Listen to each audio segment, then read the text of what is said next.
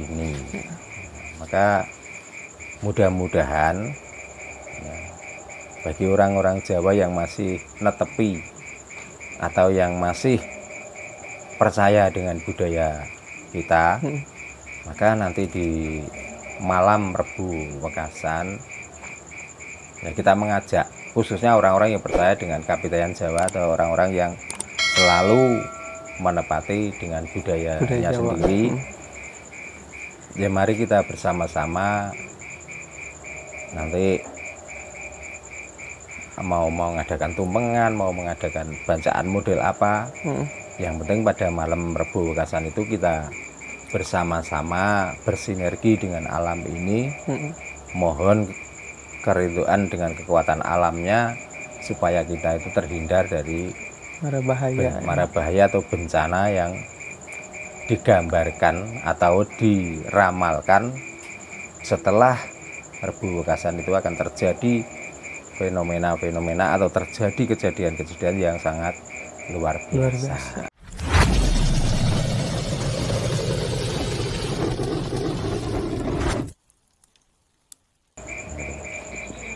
Terus yang selanjutnya, karena di banyak para pintar atau orang-orang pintar yang memperkirakan di saat bulan Sapar ya, karena kita orang Jawa ya, bukan menirukan bahasa lain. Kalau bahasa lain kan ini katanya bulan Sofar dan lain sebagainya. Kalau kita orang Jawa itu bulan Sapar. Nah, di bulan Sapar itu di Rebu yang terakhir itu dinamakan Rebu Wekasan. Walaupun itu tidak tercantum di dalam hadis atau tapi kalau orang Jawa itu sudah mencatatnya. Di saat di hari Rebu yang terakhir di dalam bulan Sapar itu Gusti itu akan menurunkan sampai 2.300 atau berapa gitu, ada yang menyatakan seperti itu, bala atau musibah. Maka di saat datangnya Rebu Wekasan, dan mungkin saja ya di Rebu Wekasan bulan Sapar ini adalah tepatnya di hari Rebu Kliwon. Ya, kalau tanggal Masainya itu tanggal berapa ya? Tanggal 23 atau tanggal berapa ya? Coba tak lihat di HP. Ya.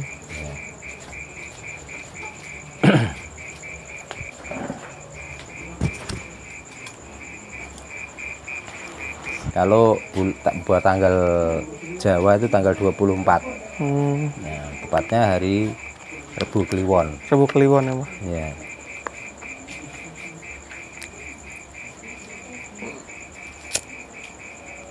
Nah, itulah yang dinamakan hari Rebu Wekasan. Maka biasanya kalau orang Jawa itu juga akan mengadakan tirakatan.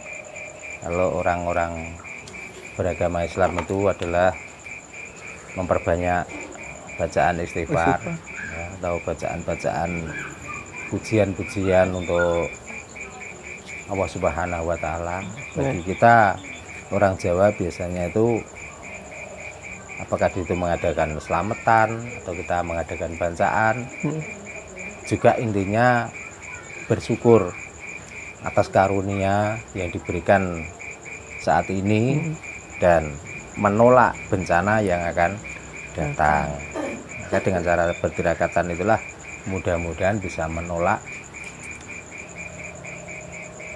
bahaya yang belum datang yang diperkirakan oleh para orang pintar dahulu dan orang yang bisa melihat kejadian alam yang akan datang.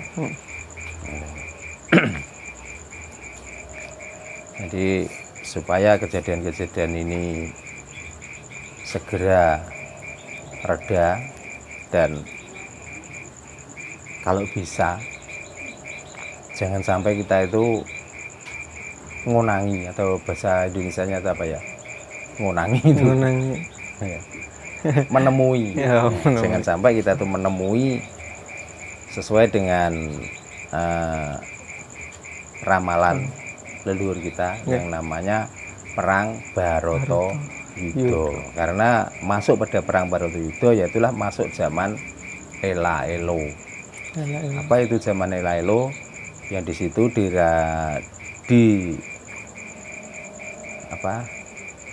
ditafsirkan bahwa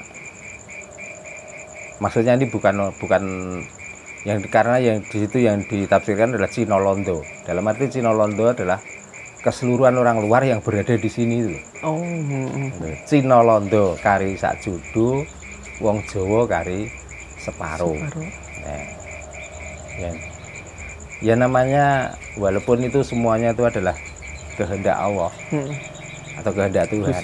Namun kita karena mempunyai keyakinan apa yang dibicarakan leluhur kita, karena Sang Prabu Sri Aji Jayabaya semua ramalannya itu nggak ada yang meleset, semuanya terjadi. Maka dengan akan terjadinya seperti apa yang diramalkan itu, ya kita sebagai orang Jawa ya bisanya itu hanya meminta pertolongan pada alam ini, dan kita itu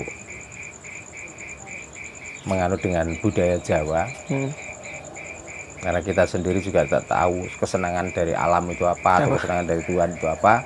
Maka orang Jawa dengan memakai sesaji, dengan memakai tumpeng, dengan memakai bunga, dengan memakai kemenyan, itulah jalan spirit orang-orang Jawa untuk menolak mara bahaya. Karena tahu orang Jawa itu sebenarnya alam itu juga terjadi dari 3 hal. Kalau alam jadi Surya, Candra lawan Kartika itu alam. Kalau manusia terjadi dari api, angin, bumi dan air. Nah, dengan mengadakan sesaji atau bancaan atau tumpengan model itulah maka kita itu komplit. Ya, karena tumpeng juga membutuhkan daun. Nah, daun artinya juga dari alam. Ya. Nasi juga matangnya membutuhkan api. Nah, artinya terdiri dari surya atau surya. Ya. Setelah nasi itu dibungkus dengan daun pisang, lalu di situ di sampingnya itu ada bunga, ada kue, maka tumpeng itu indah, artinya dari Condro. Condro itu artinya rembulan. Nah, lalu dengan macam-macam sesaji yang ada atau yang akan dikeluarkan untuk menolak bala itu, indahnya adalah seperti Kartika, adalah cakrawala yang memunculkan bintang-bintang. Dan itu semua jumbuh dengan keadaan atau kenyataan yang ada di dalam diri kita sendiri dan kenyataan yang ada di dalam alam ini. Maka mudah-mudahan bagi orang-orang Jawa yang masih netepi atau yang masih percaya dengan budaya kita, maka nanti di malam Rebu Wekasan ya kita mengajak khususnya orang-orang yang percaya dengan kapitayan Jawa atau orang-orang yang selalu menepati dengan budayanya sendiri. Ya mari kita bersama-sama nanti mau mengadakan tumpengan, mau mengadakan bancaan model apa, yang penting pada malam Rebu Wekasan itu kita bersama-sama bersinergi dengan alam ini, mohon keriduan dengan kekuatan alamnya supaya kita itu terhindar dari mara bahaya atau bencana yang digambarkan atau diramalkan setelah Rebu Wekasan itu akan terjadi fenomena-fenomena atau terjadi kejadian-kejadian yang sangat luar biasa. Kenapa? Kita ada kejadian yang seperti tadi diomongkan. Itu sebenarnya walaupun kita itu orang kecil, orang desa, orang yang sebenarnya nggak tahu hiruk pikuk tentang kenegaraan itu juga kena imbasnya. Kita juga bingung. Nah, sekarang sedikit aja dengan kenaikan BBM. Iya. Nah, kita tuh nggak tahu apa tuh sebenarnya yang terjadi di negara kita itu. Sebenarnya kita tuh juga nggak begitu paham atau nggak begitu tahu. Namun dengan naiknya BBM, imbasnya tuh luar biasa. Ya. Kedua kalinya naik itu kalau barangnya ada nggak apa-apa, sudah naik langka lagi. Nah ini malah susah, malah sulit. Karena kita sekarang itu kalau zaman dulu mau bepergian itu cukup dengan memakai sepeda ontel, artinya nggak butuh BBM. Lah sekarang walaupun kita orang desa, walaupun kita mampu nggak mampu, itu rata-rata orang punya sepeda motor. Nah itulah susahnya. Kalau kita mau kembali ke sepeda ontel, rasanya karena sudah terbiasa pakai sepeda motor, ya kayaknya itu megah. Ya, Lagian itu udah jadi hal yang pokok gitu untuk sekarang ya, Nah makanya supaya masalah-masalah ini atau fenomena-fenomena yang ada di Nusantara, di Indonesia, di Jawa utamanya, supaya tidak lebih parah lagi, maka karena kita mau melewati hari Rebu Pon di bulan Sapar ini, karena kita juga orang yang bertuhan, mari kita minta sama-sama ke ngersaning Gusti ingkang akarya jagat lan Gusti ingkang nitahaken jasad, ugi Gusti ingkang murup ing dumadi, supaya kejadian-kejadian ini segera sirna. Artinya itu masalah-masalah yang seperti ini di samping cepat reda juga terselesaikan, dan kejadian-kejadian yang akan datang dan akan terjadi mudah-mudahan nggak sampai menimpa kita. Yang menimpa kita ya bagi orang-orang yang mau kembali ke budayanya. Bagi orang-orang yang tidak mau kembali ke budayanya ya silahkan. Mau dilibas oleh alam, mau dihancurkan oleh alam, supaya mereka tahu, biar tidak sombong, biar tidak adigang adigung, biar tidak sopo siro sopo ingsun. Nah itulah jawaban semua yang ditanyakan. Nah Mbah, mungkin kesimpulannya dari itu tuh, kita itu sebagai orang Jawa gitu yang meyakini bahwa alam itu mempunyai kekuatan sendiri gitu. Ya kesimpulannya mari kita itu bersinergi lagi dengan alam gitu ya Mbah. Ya, dengan, harus seperti itu. Ya, dengan rebo apa? Gimana? Sebelum Rebu Wekasan. Ya, Rebu Wekasan gitu ya. Kita tuh bersinergi lagi dengan alam.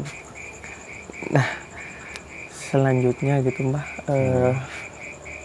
apakah mungkin gitu dengan kejadian sekarang gitu, suatu saat nanti akan ada seleksi alam gitu untuk ya katakanlah mengurangi, ya katakan ya kata Mbah tadi tuh, orang-orang yang mempunyai apa merasa ya tingkah laku yang benar, tingkah laku yang salah gitu ya.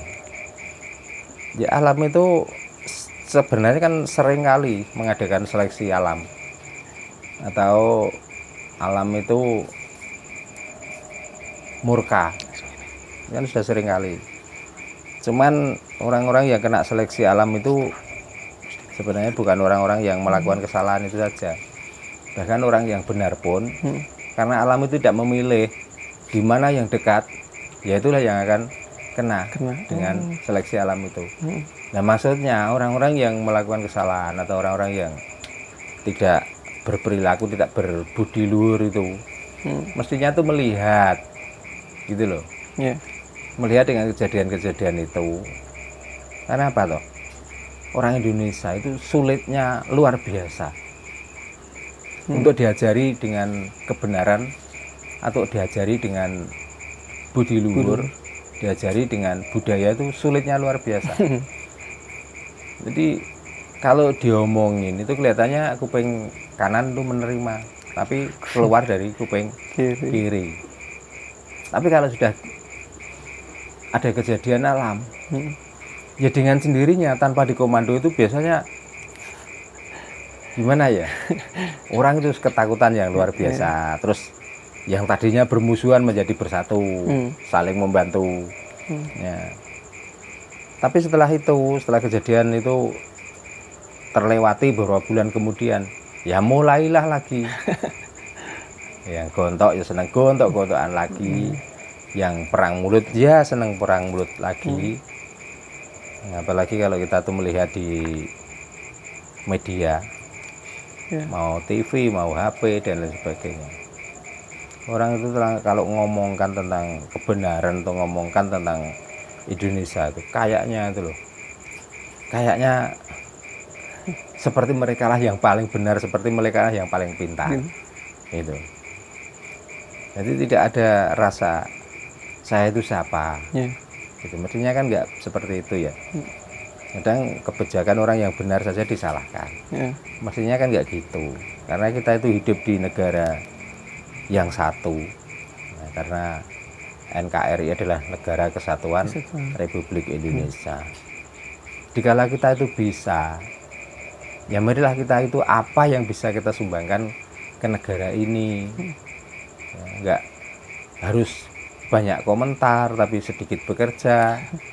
Ya, jadi pepatah Jawa itu mengatakan kebanyakan orang-orang itu adalah rame ing pamrih, sepi ing gawe.